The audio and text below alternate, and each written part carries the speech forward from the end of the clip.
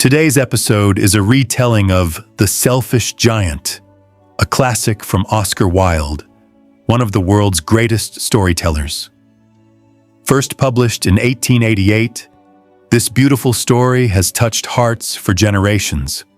Once upon a time, there lived a giant who inherited a large house with a big garden around it. It was a beautiful place with green grass, colorful flowers, and fruit-bearing trees filled with blossoms and enticing fruits. Over the years, the giant grew extremely possessive and selfish about his enchanting garden. One day, the giant decided to go on a journey to meet his folks in the neighboring kingdom. He knew he would be gone for some time, so he locked his house securely and arranged to have a notice put up at the entrance to his garden, which said, "Keep away. Trespassers will be punished." And the giant embarked on his journey. When the children of the village realized that the giant would be away for some time, they decided they would play every evening in the beautiful garden. When the sounds of the children's pattering little feet as they jumped and played in the soft green grass, and the tinkling sound of their laughter filled the air, the garden bloomed even more beautifully. Smiling flowers nodded their heads. The branches of the fruit trees were bent with delicious fruits, and little birds sat on the branches, singing happily. The giant was away for a very long time, and the children played freely in the garden in his absence. But one fine day, the giant returned. When he saw the children laughing and playing in his precious garden, he was furious. "How dare you enter my garden? Did you not see the warning on the gate? Go away and don't you dare come back here." The children ran away, terrified at the sight and sound of the big, angry giant. The giant got a big, forbidding wall built all around the garden so that the children would not be able to enter again. The children of the village were sad as they had no place like the lovely garden to play in now. They wandered listlessly around the big walls, peeping in longingly through the cracks at their lost playground. The garden, too, grew silent, as if missing the children. The trees forgot to blossom, and the flowers did not bloom. Only the cold wind, bringing with it snow and frost, entered the garden, and finding it silent and gloomy, decided it was a good place to stay. It was almost as if they had captured the now silent garden and made it their home forever. Winter passed, and spring arrived, bringing flowers and new life everywhere. But alas, spring did not enter the silent garden of the selfish giant. The fruits and flowers withered on the branches of the forlorn trees, and there was no bird song as the birds flew past the garden to happier places. The giant felt sad when he looked out of the window at his bleak, white garden. "Why is it always winter here? It's been such a long time since the flowers have bloomed."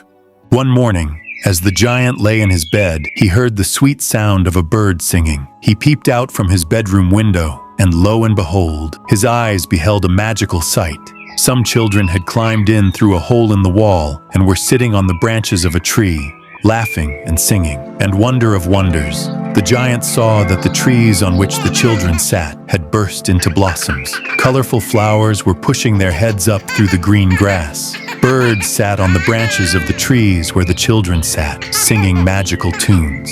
The giant hurried out, overjoyed that spring had finally come to his garden. However, he noticed that one corner of the garden was still covered with snow and frost, and there, under a tree, stood a small child crying bitterly as he was too small to climb onto the branches. In a flash, the giant realized that spring had not come to his garden because of his own selfishness. Looking at the giant, the children ran away, frightened. The giant walked up to the child and gently lifted him onto one of the lower branches of the tree and smiled at him. The little boy laughed and, putting his arms around the giant's neck, kissed him. The children who had been watching from afar came back when they realized that the giant was not as wicked as they had thought. The sound of the child's happy laughter echoed through the garden, and the garden bloomed more beautifully than ever before. The giant was so happy that he decided to break down the big wall so the children could freely play in his garden forever.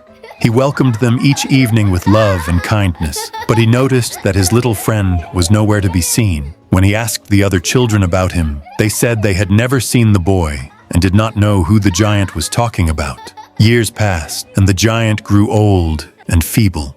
He loved to sit in his armchair in the garden and watch the children play.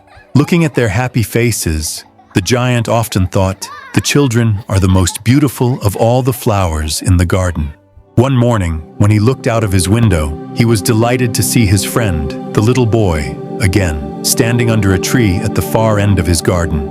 The tree and the little boy were enveloped in a miraculous glow that shone upon the fruits and flowers in a divine golden light. The giant's heart leapt with joy, and he hurried outside to meet his little friend. When the boy saw the giant, he spread his arms, and the giant was shocked to see wounds on the boy's hands and feet.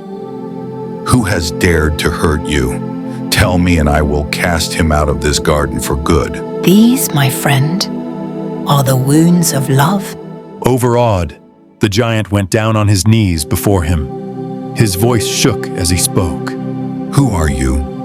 Today you shall come with me to a far more beautiful place, my garden in paradise.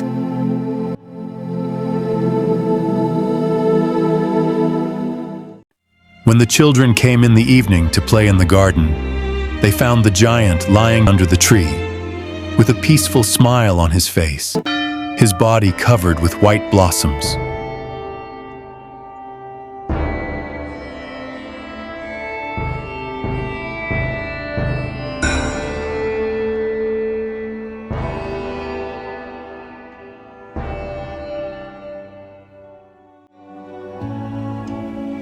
That was The Selfish Giant, a classic by Oscar Wilde. Oscar Wilde gave the world many beautiful stories, and The Selfish Giant remains among the most tender. Thank you for listening.